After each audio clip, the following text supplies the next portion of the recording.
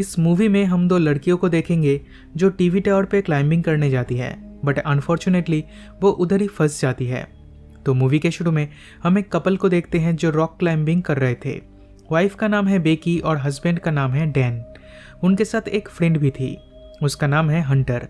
बहुत ही कम सेफ्टी के साथ ये लोग क्लाइंबिंग कर रहे थे। डैन सेफ्टी हुक को लगाने के लिए एक होल के अंदर हाथ डालता है और उसमें से एक बर्ड उड़ के चला जाता है। इससे डैन का पैर स्लिप होके वो नीचे लटकने लगता है। वो किसी भी तरह सरफेस को पकड़ने की कोशिश करता है, लेकिन तभी सेफ्टी हुक निकल जाता है और नीचे गिरने से उसकी मौत हो जाती है। फिर हमें 51 वीक्स के बाद का सीन दिखाया जाता है। बेकी आज भी डैन को भूल नहीं पाई और आज भी उसके लिए बहुत डिप्रेस्ड रहती है। दरअसल बेकी आज तक एक्सेप्ट नहीं कर पाई कि डैन अब जिंदा नहीं है, इसलिए उसने अभी तक डैन की अस्थियां भी संभाल के रखी है। लेकिन बेकी के डैड उसे लेकर बहुत परेशान है। वो चाहते हैं बेकी डैन को भूलकर दूसरी शादी करे, पर बेकी उन्हें इग्नोर करके अपने घर चली जाती है। घर पहुंच के वो फिर से डैन को कॉल करती है, लेकिन जब कोई कॉल रिसीव नहीं करता तब वो रोने लगती है। पर इस टाइम हंटर इधर आ जाती है और बेकी को संभाल लेती है। ऑलमोस्ट 1 साल बाद ये दोनों एक दूसरे से मिली थी, इसलिए दोनों ही बहुत खुश थी। हंटर उसे फिर से अपने साथ हाइकिंग पे जाने के लिए कहती है। वो बेकी को एक B16 टीवी टावर का फोटो दिखा के कहती है हम लोग इस टावर को क्लाइंब करेंगे, लेकिन बेकी मना कर देती है क्योंकि क्लाइंबिंग करते टाइम उसे डैन की बातें और भी ज़्यादा याद आएगी। पर अगली सुबह बेकी जाने के लिए राजी हो जाती है। दरअसल वो डिसाइड करती है उस टावर के ऊपर से डैन की अस्थियां हवा में छोड़ देगी। फिर ये दोनों उस टावर के लिए निकल पड़ती है और शाम तक उधर पहुंच जाती है। फिर जब वेट्रेस से B67 टावर के बारे में पूछती है तो वेट्रेस कहती है B67 टावर ठीक इस रेस्टोरेंट के सामने ही है। अब रात को सोते टाइम बेकी को नाइटमेयर्स आते हैं, लेकिन वो इसे इग्नोर करके टावर पे जाने के लिए रेडी हो जाती है। हंटर एक यूट्यूबर है, इसलिए वो इस एडवेंचर को मोबाइल में रिकॉर्ड करने लगती है। टावर के पास पहुंचकर देखती है इसका गेट क्लोज है और इधर नो एंट्री बोर्ड लगा है, तो गाड़ी को इधर रख के पैदल ये दोनों अंदर जाती है। अब इस टावर के सामने जाने पर उन्हें समझ में आता है ये टावर कितना लंबा है और ये एडवेंचर कितना खतरनाक होने वाला है। एयर के प्रेशर के साथ ये टावर हिल रहा था। हंटर तो इस पे चढ़ने के लिए एक्साइटेड थी, लेकिन बेकी को अब डर लगने लगा था।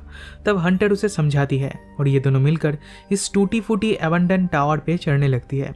थोड़ी देर बाद बेकी का हाथ लगने से सीढ़ी का एक हिस्सा टूट जाता है। इससे पता चलता है कि इस टावर के ऊपर बिल्कुल भी भरोसा किया नहीं जा सकता। फिर भी ये दोनों क्लाइंब करती है और अब तक ये दोनों 1000 फीट ऊपर तक चली आती है, जो आईफेल टावर से भी ऊंची है। इतनी ऊपर एयर प्रेशर और भी ज्यादा था। अब अंदर का सीढ़ी खत्म हो जाता है, तो टॉप तक जाने के लिए उन्हें बाहर का सीढ़ी यूज करना होगा। बेकी ये देखकर घबरा जाती है, लेकिन हंटर बहुत एक्साइटेड थी। वो इजीली ऊपर जाने लगती है। हिम्मत करके बेकी भी ऊपर चढ़ती है। अब ये टावर इतना पुराना हो चुका था कि इसके बहुत सारे नट बोल्ट लूज हो चुके थे। फिर वो देखते हैं ऊपर पहुंचने के लिए उन्हें एक एंटेना के बीच में से जाना होगा।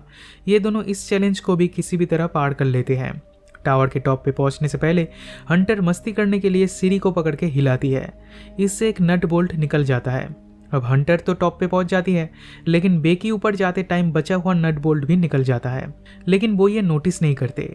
यहाँ पहुंचने की खुशी में ये दोनों सेलिब्रेट करने लगते हैं और बहुत सारी सेल्फीज लेते हैं। तब हंटर अपने यूट्यूब वीडियो के लिए ड्रोन से कुछ शॉट्स लेती है। फिर सेफ्टी प्रिकॉशंस के बिना नीचे लटकते हुए कुछ शॉट्स लेती है। फिर बेकी को ऐसा करने बोलती है। बेकी तो पहले मना करती है, लेकिन हंटर के बार बार रिक्वेस्ट करने पर वो भी एक बार ट्राई करती है। फिर बेकी डैन की अस्थि हवा में छोड़ देती है। अब सब काम खत्म हो जाने के बाद वो नीचे जाने का डिसाइड करते हैं, लेकिन किसी भी जगह पे चढ़ने से ज्यादा नीचे उतरते टाइम ज्यादा डर लगता है। बेकी जब नीचे जाने के लिए सीढ़ी पे पैर रखती है तो इसमें नट बोल्ट ना होने के कारण बेस से खुल जाता है और इससे बेकी उसके सेफ्टी रोप के साथ लटकने लगती है। हंटर भी किसी भी तरह बच जाती है।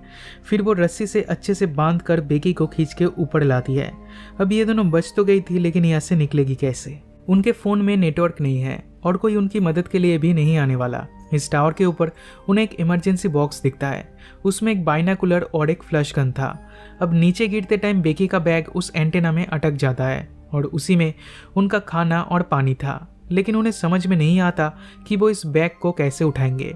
ऊपर से बेकी को चोट भी लगा है। इसलिए बेकी को एक आइडिया आता है। वो कहती है अगर हम अपने मोबाइल को रस्सी से बांध कर नीचे ले जाए तो शायद इसमें टावर आ सकता है। वो अपने इंस्टाग्राम पे हेल्प का पोस्ट लिखकर मोबाइल को नीचे लटका देती है। नेटवर्क आने पर यह पोस्ट ऑटोमेटिक अपलोड हो जाएगा। वो ये ट्राई तो करती है लेकिन ये आइडिया कुछ काम नहीं आता। तब वो डिसाइड करती है मोबाइल को जूते के अंदर डालकर नीचे फेंकेगी, लेकिन इसमें एक रिस्क है, इससे ये फ़ोन टूट सकता है। लेकिन उनके पास और कोई ऑप्शन ना होने के कारण उन्हें ये करना पड़ता है। फिर ये दोनों किसी मदद के आने का वेट करने लगते हैं। थोड़ी देर बाद ये दोनों दो आदमियों को देख पाती है। वो चिल्ला के उन्हें बुलाने की कोशिश करती है, लेकिन इन दो आदमियों को कुछ भी सुनाई नहीं देता। फिर रात को बेकी उस फ्लेयर गन को चलाती है और इससे ये दोनों आदमी उसे देख लेते हैं। हंटर सोचती है अब वो लोग बच जाएंगे, पर नहीं, दरअसल ये दोनों आदमी चोर है। वो हंटर की कार चुरा कर यहाँ से भाग जाते हैं। बेकी और हंटर ऐसा एक्सपेक्ट नहीं किए थे, इसलिए ये दोनों बहुत अपसेट हो जाती है और इस तरह से ये रात गुजर जाती है। अगली सुबह उन्हें बहुत भूख लगी थी तो हंटर नीचे जाके उस बैग को ले आना चाहती है। खुद की जान की परवाह ना करते हुए वो धीरे धीरे नीचे जाने लगती है। अब उसे बैग मिल गया था। वो उसे सेल्फी स्टिक को निकालती है और सेल्फी स्टिक की मदद से बैग को इस रोप के साथ लटका देती है, लेकिन वो खुद रोप तक पहुंच नहीं पा रही थी। तो वो डिसाइड करती है जंप करके रोप को पकड़ेगी और इसमें वो कामयाब भी हो जाती है। फिर बेकी रोप को खींचकर उसे ऊपर ले आती है। देन बैग से पानी का बोतल लेकर दोनों पानी पीती है। फिर एक कागज़ पर हेल्प लिखकर उसे ड्रोन पे लगा के नीचे भेज देती है, लेकिन थोड़ी दूर जाते ही ड्रोन की बैटरी खत्म होने लगती है। इसलिए वो ड्रोन को वापस बुला लेती है और इस तरह से ये दिन भी गुजर जाती है।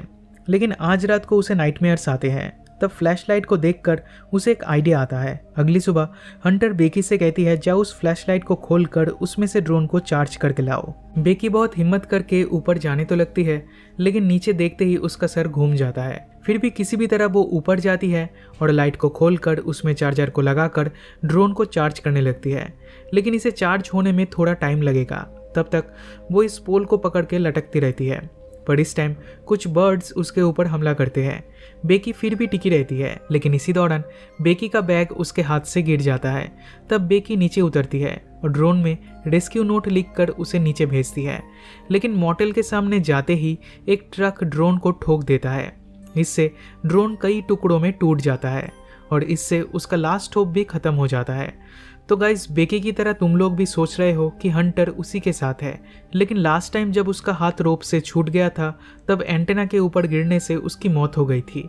बेकी बस उसके बैग को ही खींच के ऊपर लाई थी, लेकिन वो एक्सेप्ट नहीं कर पा रही थी कि हंटर अब जिंदा नहीं है। बेकी बहुत अपसेट थी। फिर अपने डैड के लिए एक वीडियो रिकॉर्ड करती है। उसमें कहती है डैड, मैं आपसे बहुत प्यार करती हूँ और शायद ज़्यादा देर तक मैं जिंदा नहीं रहूँगी।